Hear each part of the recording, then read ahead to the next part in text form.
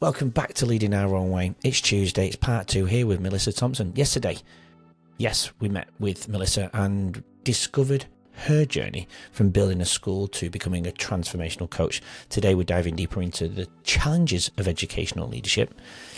Yes, it's something I noticed quite a lot, and it's the vital role of community involvement. If you ever wondered how to create lasting change while staying true to your own personal core values, this episode is for you. If it's not you, you might see it in other people. That's also relevant too, right? This is definitely for you as well. Haven't seen part 1 though? Please go and make sure you catch up with going back, clicking in the playlist part 1. The link is in the description below as well if you can't find it, but it's right there. Here's part 2 with Melissa and myself. Enjoy. So were you the principal there then? Yeah. But you'd never been a teacher beforehand? No. And so even that came with challenges internally of, obviously a principal has to be an educator. Yeah. No, they don't have to be. And there's plenty of schools in Australia where it's more of a business management role. So that's right. Whilst I still had to be across every part of the accreditation, all of the curriculum planning was designated or overseen by educators and education managers, and then we would work really closely together. So my role essentially was really, the business management, the operations, strategic planning, governance, it was very broad. In a small school, you're across all of it. So, I got to know the curriculum and the education program inside and out and became part of it because it was so collaborative by nature. But, I'm not an educator as such. Did any of the teachers at the school ever raise this an issue, though, at all? Because I'm just trying to put myself inside the school. Did they ever? Yeah, I can imagine. I think that's just how it was. So, in the early days when there was only a couple of teachers and we had maybe 25 children and 2 classes, we're just separating out to 2 classes and sort of filling before we would then expand to 3 classes and then fill, it had to grow like that. And early on, there were definitely challenges early on with not having immediate and direct educational support, but we always outsourced that to mentors. Yeah. So there was always support on hand.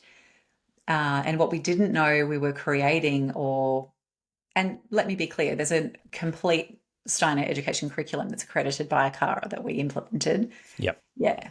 But we had the freedom, and that's with Steiner education. What comes is the freedom to teach and deliver it in ways that meet the child and meet this time right now. So, if that meant being out in nature and being in the garden or down on the beach observing nature or cooking in the kitchen for math, we had that flexibility and freedom. They're painting, drawing, doing drama and movement. It's so rich, and the other aspect was it's so human-centered. And I'm not here to kind of spout on about Steiner education tonight, but what was beautiful about it and why it resonated so much is because it's so relational. It's so much about connection to nature, connection to the earth, connection to each other, to human beings, and to wanting the best for humanity. And I'm not saying that comes out of every Steiner school, because it probably certainly doesn't. You're still dealing with human beings and individuals and different egos and, some pretty interesting behaviors, to be honest, from different times from different people. But that's working in a community. That's the nature wherever you are in any organization. So the richness was, in the connection. It's the philosophy is just so rich and beautiful because there's reverence for life and for the development of the child and what we need at different stages of development, rather than just slamming in content and ticking boxes, Don't even get me started. I know. Yeah. It's so stressful. It's very stressful, and it's not only just stressful on the children. It's I really want the teachers to go to school happy in their purpose and their job, because I do believe every teacher gets into it for the right reasons. I'm sure there's a few that don't, but I do genuinely believe the majority mean to get the most into what they're supposed to do, but they get burnt out because of those tick boxes that you mentioned. And I see it still to this day because I casually teach because I do the podcast. And that's partly really the reason why I left. I'm tired of ticking boxes. If it's meaningful, let's do it. But I do believe we should cut the curriculum down by 60% because the way children are brought up now, we're kind of expected to parent too. And if we're not expected, it's kind of needed because we've got all these, I mean, this is a whole separate podcast, but I do think children come to school and the human skills are not there. We have to give them then. But where's the physical time to do that with the content that we need to, in a way, throw down their throats? I mean, we look at food. I've just had a neuroscientist on here that's been published this week, Paul Taylor. We talk about food, the lack of connection, the lack of sleep, the lack of exercise, movement, as you mentioned before. I can totally resonate with you in that journey because I was lucky enough to be a part of a founding staff member of building a school very similar to yours. It wasn't Steiner, it was more Reggio Emilia approach around the aware parenting. And I found it fascinating. We did a lot of our learning outdoors. I loved going out into nature. We loved doing the maths lesson using sticks. Even when it was raining, we'd go out. You know, unless we were up on top of a hill, so if it was ridiculously windy, it might have been a bit dangerous. But other than that, we were out, and it was beautiful views. You could see the ocean in the distance. It wasn't walking distance to the beach like yours, but there was a lot of beauty in it, and I can totally see why we should do that more. But again, it's very hard, isn't it, to do it everywhere because of the traditional system and the way it's set up. Yeah, sorry, I kind of cut you off there. Is there anything else to add there? Because I'm very interested in where you've led your journey into now, because you kind of explained why you've left, but what do you do now you've left? Because you're on a new journey, aren't you? So the heart call now is serving people to seeing what's going on in the world and knowing and having that experience myself of feeling, you know, I didn't want my own children to go to a mainstream school. I just didn't want that for them. Yeah. And I wanted something different. And so we needed to create it. And what I learned through that experience was so empowering. What I want to help other people to understand now is the power that we have within ourselves as individuals when we're really connected into what we're here to do and to what lights us up and to what is so important on our journey and to our lives, what we see meaning in. They are the visions that we get are unique to each of us. And if we can have the courage to act on them, then we have the ability to create whole new ways of being, whole new systems, whole new frameworks. This one doesn't work. It's because something different is needed. That's because that was created, 200 years ago. Yeah. It doesn't meet us now. So we need people to awaken and be part of this transformation and to have the courage to do it and to know that they're not alone in it and they don't have to have all of the answers and all of the skills. When you are so clear on your purpose, you draw people to you. I had no idea how to start a school. Not a clue. Had I known, I wouldn't have done it. In hindsight. No, that's not true. In hindsight, I still would have done it. But if I had the foresight, I wouldn't have done it. It was hard. Yeah. But you draw the people to you and the resources and everything that you need to make it happen. And that's the possibility before us. And it's available to anybody. So that sense of self-leadership, that sense of cultivating courage to really express the truth of who you are, that's what I want to help people realize. And whether that's individuals or ideally within organizations where there's change needed and, dysfunctional culture and culture where there's no collaboration, no communication, they're ripe and ready for change, and they need to, because people can't cope. They burn out, they get sick. Yeah. Like you've experienced it, it's not sustainable. And we need people to feel fulfilled, connected, and on purpose. So that's my passion and what I've had experience in actually doing in the real world and knowing that it's possible. And I'd love to help more people realize that. So that's the intention of my work now, and including for the podcast. Yeah, beautiful. What type of people then come to you for help then? Is it the big organizations? Is it the smaller organizations? Is it the education system even?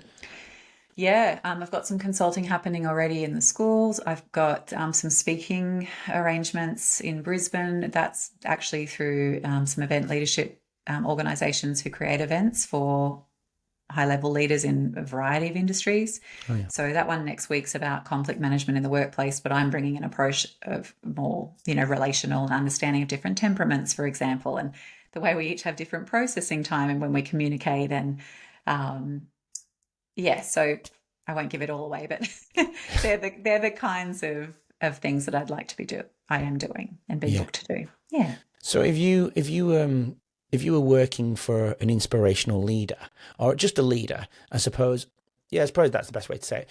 How would you like your leader to have your mind in mind every day, if that makes sense? Hmm. Do you mean what would I like them to really sort of hear and know and work with each day? Yeah, like how would you like them to consider you as a person opposed to considering everybody to be the same? Got you. Does that make sense? Yeah.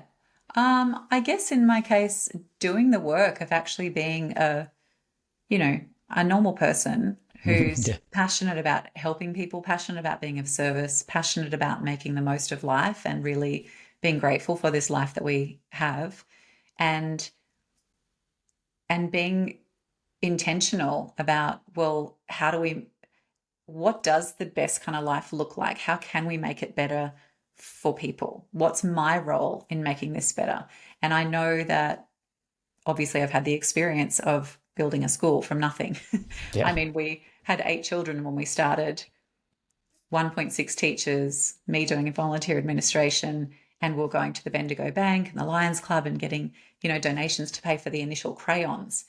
And Wow. I left that school with a $1.6 million balance sheet and Wow. 70 children and an endless wait list and 11 really happy staff and a beautiful location on the beach. You did a great So job. we had we got to pass legislative reform. So, working with state MPs, I've literally had to work with every level of Yeah. governance to make things happen. It was making the impossible possible. We had a 2-year legal battle getting through the mandate issue I was going to because of ask. the human rights stance, Yeah. and we won that. That was not easy. There was threats of 6 months prison and there were fines. Like it was Six. not an easy time to be faced with those, or losing the school accreditation. It was high stakes for a What little was the prison school. threats for? Not threats. That was just because the leaders, the directors and leaders, if we weren't complying with the mandates. Wow. Yeah. That's So insane. that was one of the penalties in conjunction with fines was, Seems a bit the harsh, doesn't it? possibility of 6 months prison. So, you know, that doesn't, that's not an easy thing to sit with when I've got children, this Yeah. home, it's This not is an too easy thing much. to I'm sit with out. anyway. But we did that, and that was from drawing on that inner strength and that connection to what is the right thing to do right now? What does my heart and everything within me say is right for this time, for us? I'm not saying that's the right decision for everybody, but for us and what our school needed and what our staff needed at that time to protect them, that's what needed to happen. And it was really hard. It was really lonely. I think we're the only school in Australia that I know of who did that. And if there are more, I'd love to hear of them, but we don't know of any just yet. And so it was a very lonely journey. Yeah. Yeah. Yeah. There's I don't know if mine would go into that, but I remember the director of the school struggling for years to get it over to I've forgotten the acronym, but like the AV something to get, to be accredited, and they would get knocked back. She nearly quit like 9 times. I remember her saying she nearly cried hundreds of millions of times, and they had to get even just like the driveway completely right, and the entrance right, and the gardens right, and the accessibility right, and that was before we even got in there to make everything else safe as guides, as teachers, as we were known as guides. We were known as guides, not teachers. So yeah, I didn't do. I wasn't on board at that point, so I can only imagine what you guys went on. I was on board 4 months before we opened, and we worked at night, doing phone calls with the parents and stuff like that. And then we worked from the summer period, a few weeks before the school opened, and we just dove in and went for it. And we got things wrong, and we failed over and over and over again, and that was totally fine. And and one of the the directors embraced that we were going to make mistakes, and we felt safe to be vulnerable, and to open up about what we needed to work and what could be improved and so on. So it was just an infancy stage for a while. And isn't that pioneering spirit, Andy? Mm. And I'll never forget. Like, I absolutely love hearing that was your journey too, and your experience of doing it, getting it wrong, because there's such a sense of, and I know in any kind of field of work or in your day-to-day life, even trying new things, people have this real, I won't try yoga, I'm not flexible enough. I can't do that, it's not perfect, analysis paralysis. But it's in the doing, it's in the striving, it's in the staying committed through something even when it's hard and you've got no idea what you're doing, but you gather the resources and you make your way through it and you do it. Yeah. And I'll never forget one school leader from one of the biggest schools in Queensland. She came to run an event for us before we opened, and she had 4 children, and a few of them were there with her, and they had been with her through, I think it was the Kuranda Steiner School in its pioneering days, its founding days. And when you look at a bigger school or a bigger organization, and they've got everything you could possibly want, beautiful music rooms and incredible facilities. And here we started out in a little community hall with a muslin cloth through separating the classrooms in this tiny sample. Like, where we started was hilarious, but it worked. And it was a safe, beautiful space. Anyway, she said to me one night, as I was sort of saying, thinking, how are we going to get there? How do we get from here where we are now to there? And my kids, they're going through these founding kids. It's kind of brave of the parents because there's no guarantee. Everyone's kind of along for the ride and this thing that's unknown. But we all just knew, and we're a community together, and we knew that we wanted something different. And so we put our faith in it and we put our work in and we made it happen. But she said her children who had been through the pioneering school probably got, I can't remember how she worded it, but the most beautiful, strengthening life lessons and experience through being a part of that, through being a part of creating something brand new, and everything they got to experience in the togetherness, in the watching the adults striving, and everybody getting things wrong and then getting things right, and then making this incredible thing become what it is now. Yeah, there's so many beautiful lessons in that. So much, it's so rich. Yeah. And my son says now, Mum, like, he'll openly say, I loved our school. There's timber everywhere. You can see the ocean. There's music. I actually miss the art. I miss the music. And he's not particularly a musical kid, or yeah, that's nice. And they know, they can see and feel and sense going to other schools when a teacher is just there for the pay packet. He's used that language before. They're just there for their pay. Yeah. There's, you can feel the difference in their relationships, because that's at the heart of Steiner education, regardless of most of the teachers. They're all, all in it from that. Yeah. I think that's how it would appear to the outside, but because I'm on the inside and I see teachers really working their asses off, they're scared to quit because they obviously need that pay packet. That's where it comes back to. But the hair's frazzled, the skin's looking old, the energy is not seeping out of them the way it used to. And that, I do believe, that's to the burnout. The department obviously puts a lot of pressure on the leadership. Join us tomorrow to hear more from today's incredible guests and learn valuable insights to help you lead your own way. Don't forget to subscribe. We'll see you then.